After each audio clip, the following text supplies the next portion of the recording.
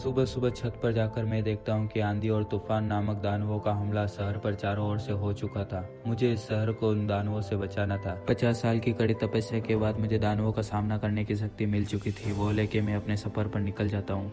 सफर पर निकलते वक्त मुझे बिना प्राणों का एक घोड़ा दिख जाता है जो मुझे ही देख रहा होता है। तभी मेरी नजर पीछे हाथी घोड़ों पर आ रहे योद्धाओं पर पड़ती है जो शहर पर हुए अचानक हमले से जान बचाकर भाग रहे थे। 10,000 किलोमीटर का सफर तय करने के बाद मुझे दिखता है पृथ्वी पर बसा सबसे बड़ा सागर, जिसे यहाँ के इलाके में गोवर्धन सागर नाम से जाना जाता था।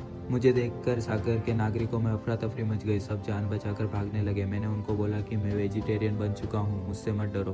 तभी कुछ नागरिक मुझे शक की निगाह से देखने लगे और मेरे देखने पर वो भाग खड़े हुए।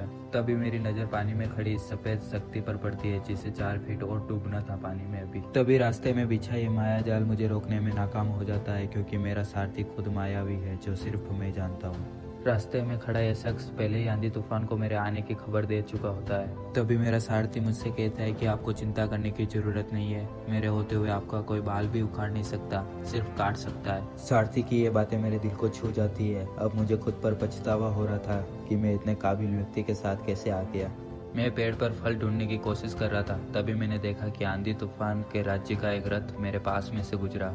एक कबूतर अपने पर फैलाकर बाज होने का दिखावा कर रहा था। आंधी तूफान के कारण यह लवेरिया नाम की बीमारी फैल गई है, यह मुझे मेरे सारथी ने बताया।